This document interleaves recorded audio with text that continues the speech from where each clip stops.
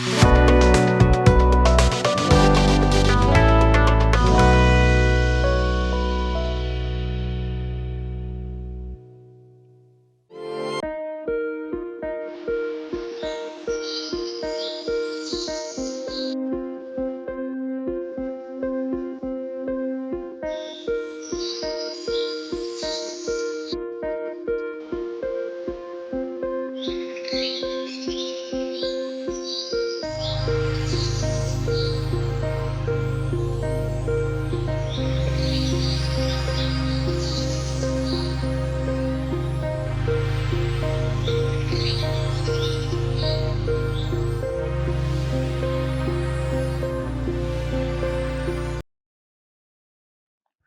जीशु ख्रीष्टଙ୍କ ଅତି ବହୁମୂଲ୍ୟ ନାମରେ ସମ୍ପର୍କ ଇଣ୍ଡିଆ ଦ୍ୱାରା ପ୍ରସ୍ତୁତ ନୂଆ ସକାଳ ଆଶାର କାର୍ଯ୍ୟକ୍ରମରେ ମୁଁ ଆପଣମାନଙ୍କୁ ସ୍ୱାଗତ ଜଣାଉଛି।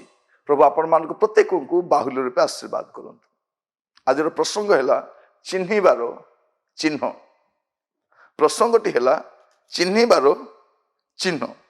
କେମିତି ଆପଣ ଚିହ୍ନିବେ ଯେ ଏମାନେ ଈଶ୍ୱରଙ୍କ ସନ୍ତାନ ଅଟନ୍ତି? ଗୋଟିଏ ଚିହ୍ନ ଆପଣ କହିବା ପାଇଁ ଚାହେଁ। ଈଶ୍ୱରଙ୍କ ସନ୍ତାନ ମାନଙ୍କୁ ଚିହ୍ନିବାର ଗୋଟିଏ ଚିହ୍ନ। ପ୍ରସଙ୍ଗ ହେଉଛି ଚିହ୍ନିବାର ଚିହ୍ନ। ମାଥ୍ୟୁ 5 ପର୍ବ ତାର 9 ପଦ।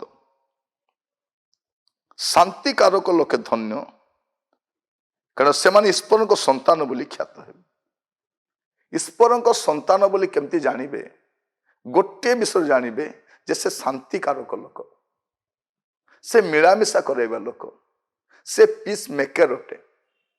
ଏଇଟା ଗୋଟେ ବଡ଼ ଚିହ୍ନ। ଚିହ୍ନିବାର ଗୋଟେ ଚିହ୍ନ କ'ଣ? ଈଶ୍ୱରଙ୍କ ସନ୍ତାନ ବୋଲି କେମିତି ଚିହ୍ନିବେ? ଯେ ସିଏ ମିଳାମିଶା କରାଏ, ସେ ଅଶାନ୍ତି କରେ ନାହିଁ, ସେ ଗଣ୍ଡଗୋଳ କରାଏ ନାହିଁ, ସେ ସମସ୍ୟା ସୃଷ୍ଟି କରେ ନାହିଁ। ସେ ଯୋଉଠି ବି ଯାଏ ସେ ଶାନ୍ତି ସୃଷ୍ଟି କରେ, ଅଶାନ୍ତ ସ୍ଥାନକୁ ଶାନ୍ତିର ସ୍ଥାନରେ ପରିଣତ କରାଏ। এইটা হচ্ছে চিহ্নিবার চিহ্ন। যদি জনে লোক আপনার মণ্ডলীরে আসলে শান্তি সৃষ্টি কলে, শান্তি স্থাপন কলে, ଈଶ୍ୱରଙ୍କ ସନ୍ତାନ। ଆଉ ସିଏ ଯଦି ଆଶୀର୍ବାଦର ଅଶାନ୍ତି ହେଲା, ଜାଣିବେ ସେ ଈଶ୍ୱରଙ୍କ ସନ୍ତାନ ନାହିଁ। ଯଦି ଆପଣଙ୍କ ଚର୍ଚ୍ଚ କମିଟିରେ ଆସିଲେ ସେ ଆସିବା ଦିନରେ ଯଦି ଅଶାନ୍ତି ଆରମ୍ଭ ହେଲା, ସେ ଈଶ୍ୱରଙ୍କ ସନ୍ତାନ ନାହିଁ। ସେବା କାର୍ଯ୍ୟରେ ଆସିଲେ, ଆପଣଙ୍କ ଘରେ ଯଦି କୌଣସି ଲୋକ ଆସିଲେ, ସେ ଆସିବା ଦ୍ୱାରା ଯଦି ଆପଣଙ୍କ ଘରେ ଶାନ୍ତି ସ୍ଥାପନ ହେଉଛି, ମିଳାମିଶା ହେଉଛି, ଅଶାନ୍ତ ବିଷୟ ଦୂର ହେଇଯାଉଛି, ଜାଣିବେ ଈଶ୍ୱରଙ୍କ ସନ୍ତାନ। ଚିହ୍ନିବାର ଗୋଟିଏ ଚିହ୍ନ। ମୁଁ ଆପଣମାନଙ୍କୁ ଏ ଚିହ୍ନଟା କହୁଛି, ମନେ ରଖିଥିବେ। ଯଦି କୌଣସି ପ୍ରଚାରକ ଆପଣଙ୍କ ଚର୍ଚ୍ଚରେ ଆସିଲେ, ଯେଉଁ ମତାନ୍ତର, ମନମାଳିନ, ଅଶାନ୍ତି, ଗଣ୍ଡଗୋଳ ସମସ୍ୟା ହେଇଛି, ସେ ଆସିବା ଦ୍ୱାରା ଯଦି ସମସ୍ତେ ମିଶିଗଲେ, ଜାଣିବେ ଏ ଈଶ୍ୱରଙ୍କ ସନ୍ତାନ। ଅନେକ ଥର କିଛି ପ୍ରଚାରକ ଆମ ମଣ୍ଡଳୀକୁ ଆସନ୍ତି, ଆସିବା ଦ୍ୱାରା ମଣ୍ଡଳୀଟା ଅସ୍ଥିର ହେଇଯାଏ, ଗଣ୍ଡଗୋଳ ହେଇଯାଏ, ଦି ଭାଗ ହେଇଯାଏ, ଦି ଗୋଷ୍ଠୀ ହେଇଯାଆନ୍ତି। ଜାଣିବେ ଏ ଶାନ୍ତିକାରକ ନୁହେଁ, ଏ ଅଶାନ୍ତିକାରକ। କାରଣ ଅଶାନ୍ତିକାରକ ଲୋକମାନେ ହେଉଛନ୍ତି, ତାଙ୍କୁ ବି ଚିହ୍ନି ପାରିବା, ଏମାନେ ଈଶ୍ୱରଙ୍କ ସନ୍ତାନ ନୁହନ୍ତି, ଶୈତାନର ସନ୍ତାନ। କାରଣ ଶୈତାନ ଯୋଡ଼ି ଯାଏ ଅଶାନ୍ତି ସୃଷ୍ଟି କରେ, ଗଣ୍ଡଗୋଳ ସୃଷ୍ଟି କରେ, ଦଳଭେଦ ସୃଷ୍ଟି କରେ, ମତଭେଦ ସୃଷ୍ଟି, ତାର କାମ। ଏଇଟା ତାର କ୍ୱାଲିଟି ଗୁଡାକ। ଏଇପାଇଁ ଦଳଭେଦ, ମତଭେଦ କରିବା ଲୋକ ସ୍ୱର୍ଗକୁ ଯିବେ ନାହିଁ, କାରଣ ସେମାନେ ଯୋଉଠି ଯିବା କଥା ସେଠି ଯିବେ। ଚିହ୍ନିବାର ଚିହ୍ନ। ଯଦି ଆପଣଙ୍କର ମଣ୍ଡଳୀରେ, ଆପଣଙ୍କ ପରିବାର ମଧ୍ୟରେ, ଆପଣଙ୍କ ବନ୍ଧୁବର୍ଗ ମଧ୍ୟରେ ଯଦି କାହାରି ମଧ୍ୟରେ ମନମାଳିନ, ମତାନ୍ତର ହେଇଛି, ଯେଉଁ ଲୋକ ଯଦି ଇନିସିଏଟିଭ ନେଉଛନ୍ତି, ମିଶାଇବା ପାଇଁ ପ୍ରଥମ ପଦକ୍ଷେପ ନେଉଛନ୍ତି, ଜାଣିବେ ଇଏ ଜଣେ ଈଶ୍ୱରଙ୍କ ଲୋକ ବୋଲି। ସେ ମିଳାମିଶା କରେ। କିନ୍ତୁ ଏଇ ଅଶାନ୍ତିକାରକ ଲୋକମାନେ ଶାନ୍ତି ଥିବା ସ୍ଥାନରେ ଅଶାନ୍ତି କରିଦିଅନ୍ତି। ଦି ଦଳ, ଦି ଗୋଷ୍ଠୀ, ମତଭେଦ, ଦଳଭେଦ, ତାଙ୍କର ଫାଇଦା ପାଇଁ ଯାହା କରିବାଟା କରିଦିଅନ୍ତି। ମୁଁ କାହିଁକି କଥା କହୁଛି ଜାଣି ରଖନ୍ତୁ। ଚିହ୍ନିବାର ଚିହ୍ନ, ଈଶ୍ୱରଙ୍କ ସନ୍ତାନ ମାନଙ୍କୁ ଚିହ୍ନିବାର ଚିହ୍ନ। ସେମାନେ କ'ଣ କରନ୍ତି? ମିଳାମିଶା କରାନ୍ତି, ଗଣ୍ଡଗୋଳ କରାନ୍ତି ନାହିଁ। ଆଜି ମଣ୍ଡଳୀ ମଧ୍ୟରେ ଅନେକ ବିଶୃଙ୍ଖଳା, ଅନୁଷ୍ଠାନ ମଧ୍ୟରେ ଅନେକ ବିଶୃଙ୍ଖଳା, ପରିବାର ମଧ୍ୟରେ, ଭାଇ ଭାଇ ମଧ୍ୟରେ, ଶାଶୁ ବୋହୂ ମଧ୍ୟରେ, ପୁଅ ଝିଅ ମଧ୍ୟରେ, ଘରେ ଘରେ ସମସ୍ୟା, ଅଶାନ୍ତି, ମନମାଳିନ, ମତଭେଦ, ନାନା ପ୍ରକାର ବିଭ୍ରାନ୍ତିକର ବିଷୟ, କଥା କଥାରେ କୋର୍ଟ କଚେରୀ, କଥା କଥାରେ ସେମାନଙ୍କ ମଧ୍ୟରେ ବାକ୍ଯୁଦ୍ଧ ହୁଏ। ଏସବୁର ଚିହ୍ନ ଆପଣ ଜାଣିବେ ଏମାନେ ଈଶ୍ୱରଙ୍କର ସନ୍ତାନ ନୁହନ୍ତି।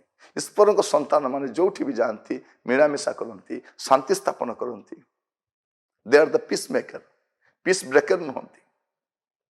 ସେମାନେ ଯିବା ଦ୍ୱାରା କଣ ହୁଏ? ଶାନ୍ତି ଆସେ, ଉତ୍ତମ ପରିବେଶ ସୃଷ୍ଟି ହୁଏ, ଶାନ୍ତିପୂର୍ଣ୍ଣ ପରିବେଶ ଦେଖାଯାଏ ଯେତେବେଳେ ସେମାନେ ଆସନ୍ତି।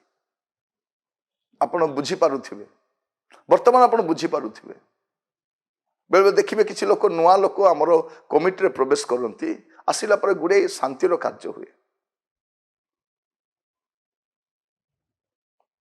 ମତଭେଦ ହେଇପାରେ, ଦଳଭେଦ ହେବନି, ମତାନ୍ତର ହେଇପାରେ, ମନାନ୍ତର ହେବନି, ମତ ପାର୍ଥକ୍ୟ ହେଇପାରେ।